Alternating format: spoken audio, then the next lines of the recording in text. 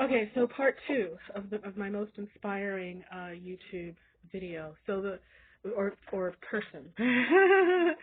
So in 2015, I was in a homeless shelter, and I would be in the computer room, and I would watch videos on how to survive homelessness. So so even though there was one woman, a young black woman, who posted some really inspiring stuff. I mean, black people don't play. I mean, she was talking about do yoga when you're out there. She was saying get vegetables, where you could get free vegetables, cooked vegetables. She would talk about get your teeth taken care of. Don't let your teeth get take care of them. And she talked about where to go to get your teeth taken care of. She was fierce. And I keep trying to find her again because I would like to collaborate with her sometime. Maybe do a book and she's in there or something, because or have her come and feature at the festival, speak, if she's around. But she was amazing, really good stuff. But even that was not my most inspiring thing. I got to pee. So anyway, so I had searched on YouTube, the wonderful YouTube, how to survive homelessness, and so what appeared to be, a young white man with a ponytail, with long hair, talking about how, he survives it, and he was saying, he talked about his situation, what happened. He was staying with his sister, and at some point, her sister's landlord. This is how it's stuff like this happens all the time. Her sister's landlord said, you're not supposed to be having this extra person here, and so he had to leave, and he didn't have anywhere to go. So anyway, so he's homeless, and he's trying not to look like he's homeless. Like he doesn't carry a bunch of things, and I don't remember where he said to put them. He probably left them at his sister's, but so he was a total sweetheart. I just liked him right away, and and and he wasn't addicted to anything, and he just was down on his luck. Like we all have something that makes it hard for us to keep a roof over our heads. And for some of us, like for me, it has been chronic over the past several years. And making a list of what makes somebody homeless, I have like almost everything that a person could have. Like I'm an unmarried woman, I'm queer, right? I have an abuse background, so much so that I have PTSD. 30 years later after diagnosis, I still have it. Um, I have mental health issues. Huge, huge factor. Huge factor. Huge.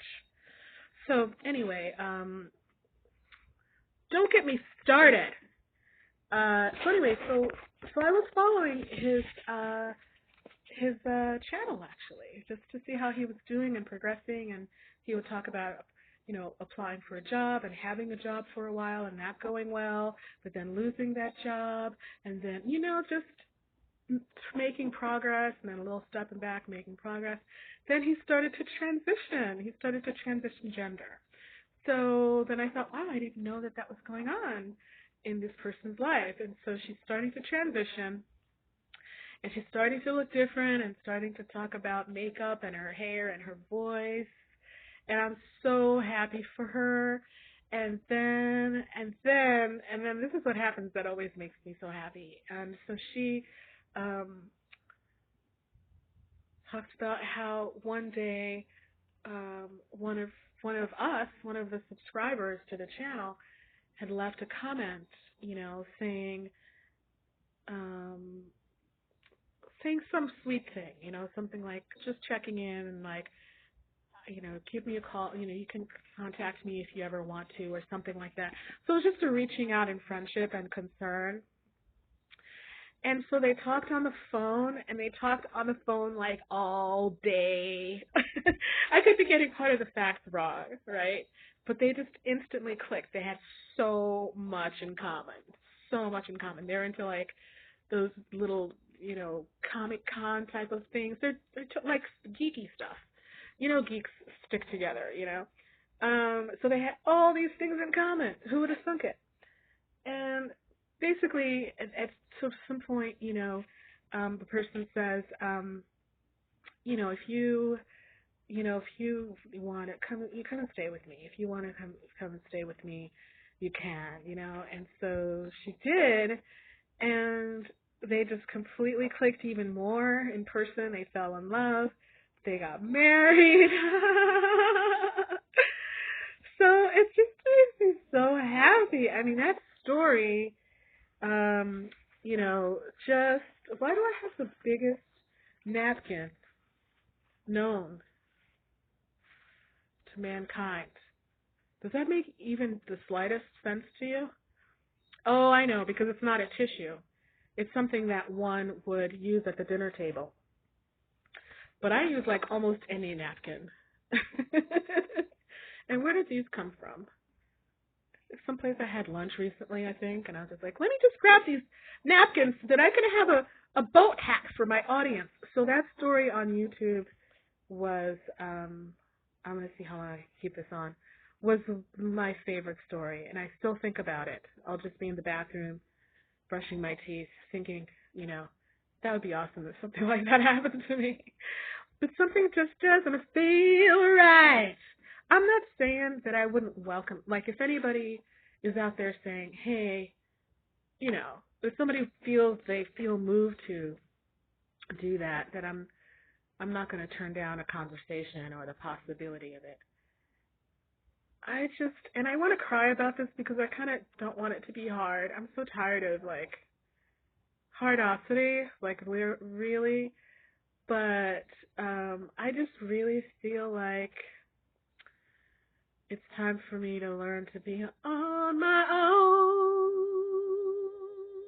I bet you didn't know there was a T in that word. So yeah, I just feel like not alone. So my friend years ago, who I think may have actually been, I think my sister. I think my sister told me this word called interdependence, which is where you're not independent, but you're not dependent. It's like a healthy human relation connectedness thing. So that's what I want. So I think that I'm supposed to, I love how people are going to tune in and not know how this got on my head or where it came from. I'm just staying committed. That's what we call that in acting. I'm committing to this. I'm committed. Yeah, I think I'm supposed to just take one step and one painful insertional Achilles tendonitis and arthritis afflicted foot in front of the other and sort of do for myself. I think I'm supposed to do that, and that irks the heck out of me because it's so, you know, easy.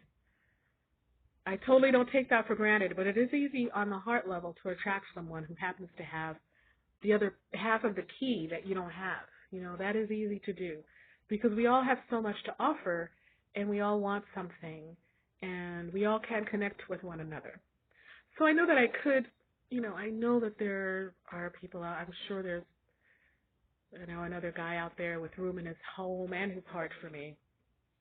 But haven't I done that before? I have done that before, and I don't want to be I don't want to hold that in. I want to let it out. Sorry. I look like I try to force out a big burp, but then I have to let out a little dainty apology. Yeah, it's time to take the hat off first of all. Yeah, it's time to learn how to do that. I've got 1 minute left. Listen, I'm going to say goodbye. You have a wonderful day. Thanks for listening. Make yourself a beautiful day, and be good to yourself. Be kind to yourself, because you are worthy of that and so much more. My name's Cassendre Xavier. Take care. Bye.